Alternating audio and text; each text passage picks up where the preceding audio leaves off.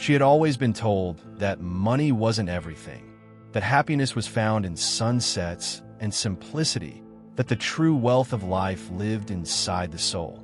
But these teachings always came wrapped in the voices of people who had never missed a meal, never felt the ache of turning off the heat to pay for school books, never gone to bed wondering how they'd make it through the month.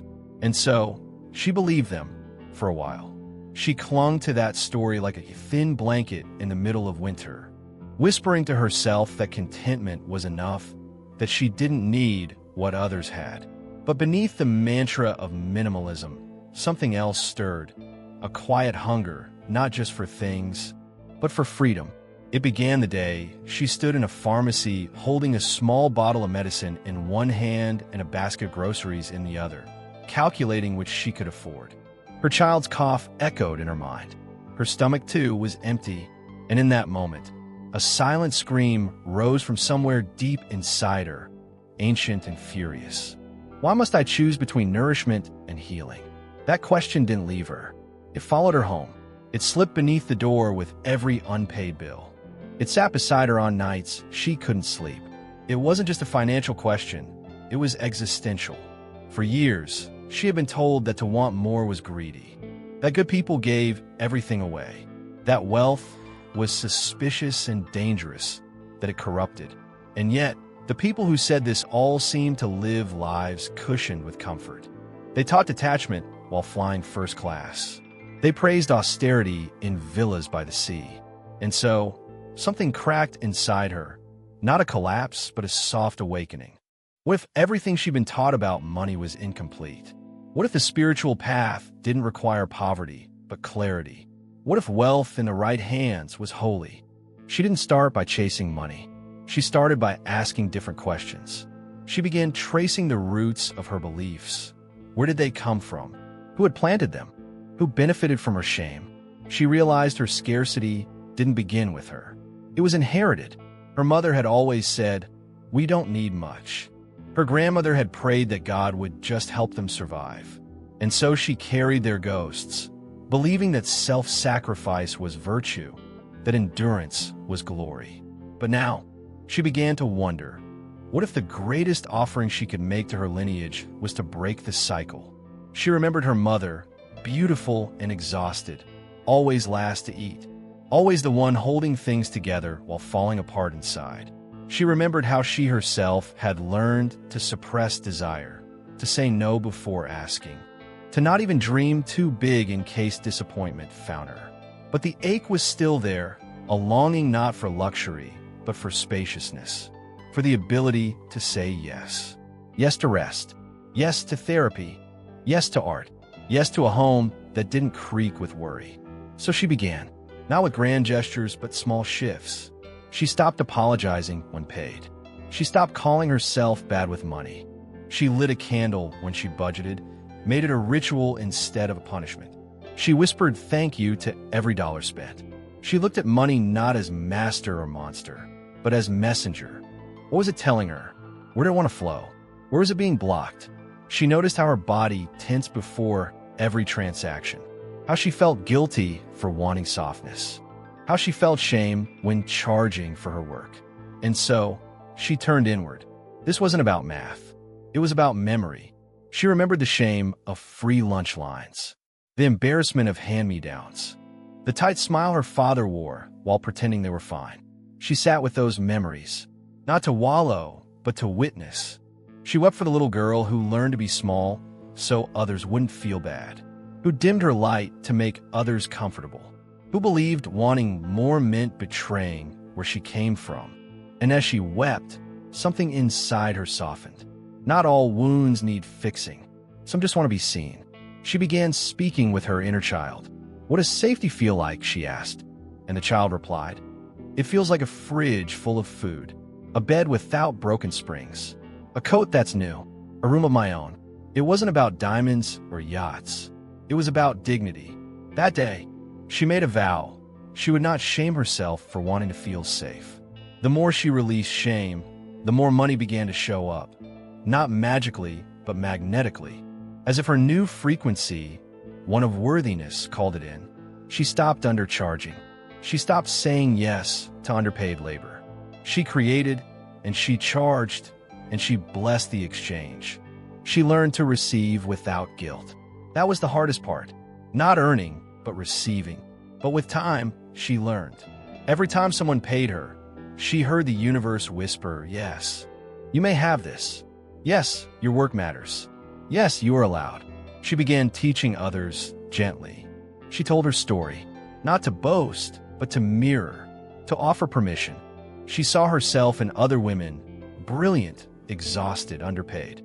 She held space for their grief, their anger, their confusion. It's not your fault, she told them, but it is your responsibility now. She wasn't teaching wealth. She was teaching reclamation. Not get-rich-quick schemes, but get-rooted deep truths. She believed that money in the hands of the kind, the wise, the healing, was a sacred revolution. And so she lived, not extravagantly, but expansively. She bought fruit without calculating. She took naps without guilt. She paid others well. She funded scholarships. She danced in dresses that fit. She stopped just surviving. She started designing. And the more she did, the more she saw. Money wasn't the point. It was the path, the bridge, the mirror. It showed her where she still felt unworthy. It asked her daily, will you trust me? And she answered daily, I will try. Something strange begins to happen when you stop seeing money as the enemy.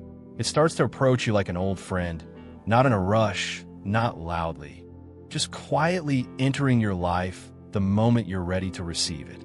And every time she saw her bank account holding enough to cover her needs, enough to help others, enough to say no to what no longer aligned, she felt a warmth spreading through her. It wasn't about the numbers. It was about what those numbers represented. She no longer had to beg life for permission to exist. She began to see how, for so long, money had been coated in layers of false morality. People didn't dare say they wanted it, afraid of being called greedy, and yet spent their entire lives chasing it, quietly, shamefully, or at great personal cost. She didn't want that anymore. She wanted a transparent, grateful, conscious relationship with money. She wanted to be honest and still kind, prosperous and still humble. And most of all, she wanted to feel worthy of it. There were still days when she doubted herself. Old voices would whisper again, you're changing, you're selfish now. Who gave you permission to thrive? But she couldn't let those wounds shape her future or the future of those who came after her. She wanted to be the one who ended the scarcity, the pivot point in the family story. The first to say, I choose abundance. I choose healing. I choose freedom. And when she did that, she didn't just change her life. She changed the atmosphere around her. Her relationships became clearer. And in that discovery, she realized, happiness is not the reward for the lucky. Happiness is a natural state. But to access it, we need a foundation of safety. Just like a tree cannot blossom if its roots are starving for water, her joy could not flourish until her roots felt fed. And for her, money was the water, not the reason to live, but the condition that made living fully possible. Sometimes she would still revisit the past, not because she was being pulled back, but because she wanted to reclaim the parts of herself left behind. The missed opportunities because she thought she wasn't good enough. The lopsided relationships she stayed in because she was afraid of being alone. The countless times she said yes when her soul was screaming no. She gathered those memories tenderly, like a child sobbing in the corner of a quiet room. And she whispered, it's okay now. We can choose again. She no longer saw money as a goal. She saw it as a current. When it came, she welcomed it. When it left, she thanked it. She didn't hoard like someone afraid of hunger, nor did she spend like someone trying to fill a void. She learned to steward her money the way an artist blends color, with rhythm, with intention, with soul. She knew when to invest in herself, when to give, when to wait, when to leap. And in all those choices, she listened for one thing, the resonance in her chest. If it was fear, she paused. If it was love, she moved forward. She no longer made decisions based on lack. She made them from presence, and that changed everything. One day, she met a younger woman, also unraveling old beliefs. The girl asked, "How did you learn to believe you were worthy?" She looked at her for a long moment, then said, "I didn't wait to feel worthy before I let myself live. I lived as if I was already worthy, and slowly, that living rewrote the rest." From then on, she no longer said, "I need very little," with a sense of false pride. She said, "I choose what is enough to sustain my soul's richness." She no longer believed that money complicated things. She said, "It's lack that breeds chaos. Money doesn't solve everything, but lets you stop free-falling." She no longer said, "I choose happiness over money." She said, "I choose a life where both happiness and financial well-being exist in harmony." And with that, the things that came into her life were no longer driven by desperation. They came through clarity. She stopped attracting relationships that needed rescuing. She welcomed relationships that mirrored her growth. She stopped working to prove her worth. She worked to express her truth. She no longer earned to justify her existence. She earned to participate fully in life. She never imagined that one day she'd be the one inspiring others about money. In the past, just hearing the word finances would send a tightening through her stomach, an old memory, an invisible grip on her chest. But over the years, as she walked with a new posture, people began to seek her out, not because she was rich, but because she carried something different, a sense of safety, of clarity, something that made others feel, perhaps for the first time, that they could trust themselves again. She didn't preach. She told stories. She spoke about the day she turned down a field trip because she couldn't afford the bus fare, about the first birthday cake she ever bought for herself at age 30, about the quiet joy of walking into a cafe and ordering without looking at the price. Small things, and yet they were sacred. She watched people's eyes light up when she spoke. They didn't see her as a polished guru. They saw her as real, someone who had broken, mended, and dared to rise. And then they started sharing their stories with her. Stories of dreams abandoned for being impractical. Stories of invisible ceilings placed on their lives by bank statements. Stories of turning away from joy simply because they didn't have the cash to say yes. She listened. She nodded. And then she asked them one question. If money were no longer an issue, how would you live? That question always brought silence, because most people had never dared to imagine a life not ruled by financial limits. But even within that silence, a doorway opened. She never promised they'd become wealthy. She didn't teach manifestation hacks or quick wins. She invited them inward, to look honestly at the part of them that believed they didn't deserve it, to name the shame, to hold the inner child who was scolded for wanting, to embrace the grown woman who did twice the work, received half the pay, and still wondered if she was good enough. And she said, "We don't heal so we can earn more. We heal so we no longer fear money." That was the shift. Because once you're no longer afraid, you stop repelling abundance.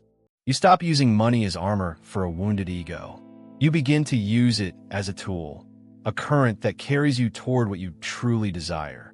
She began to create spaces for deep conversations, where people could cry while talking about budgets, where no one was judged for admitting they had never been taught how to have a healthy relationship with money. She turned money into a sacred topic, like love, like death, like rebirth. And as her community grew, she was no longer afraid of criticism. In the past, when someone said, "You talk too much about money," she would shrink. Not anymore. Now she replied, "I'm not talking about money. I'm talking about coming home. I'm talking about the right to exist without self-erasure." She used money as a living prayer. Every time she invested in herself, she told the universe, "I believe I'm worthy of care." Every time she paid someone else, she whispered, "I see your value."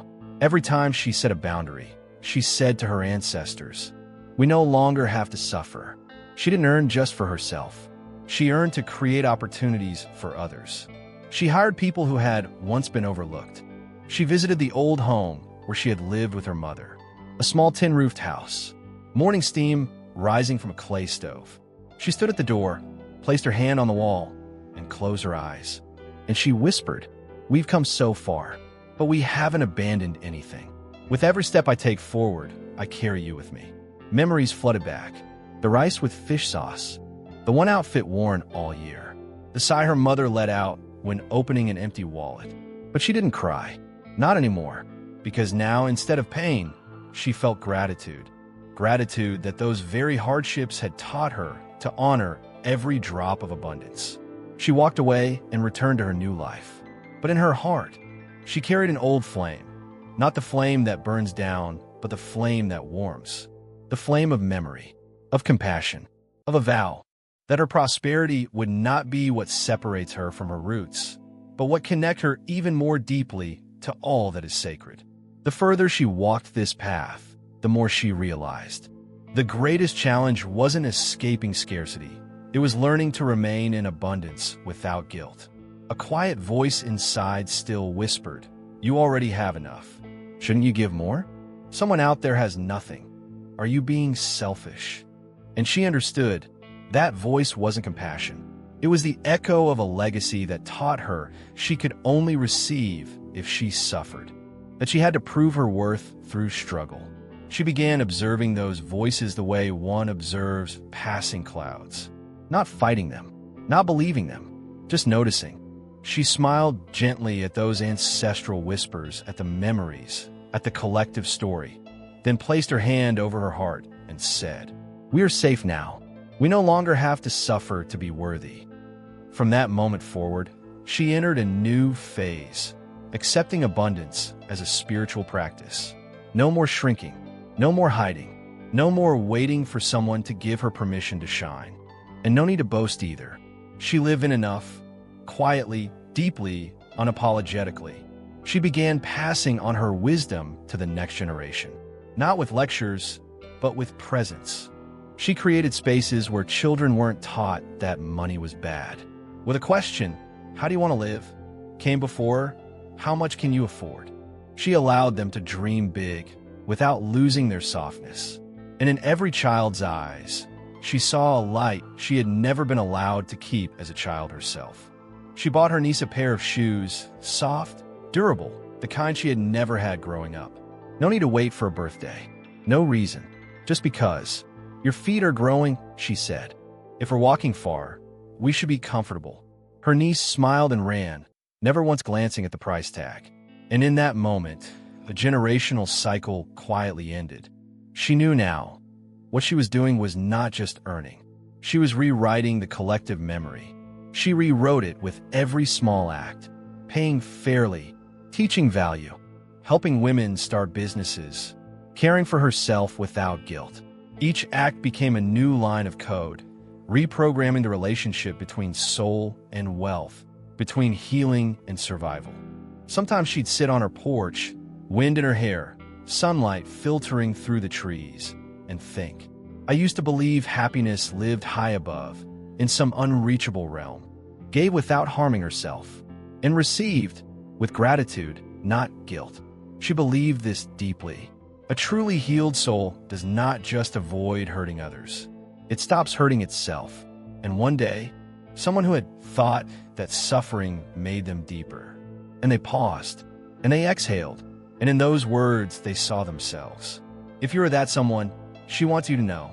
And you are worthy of that. Not someday, not after you've proven yourself, not once you've struggled enough, but right now.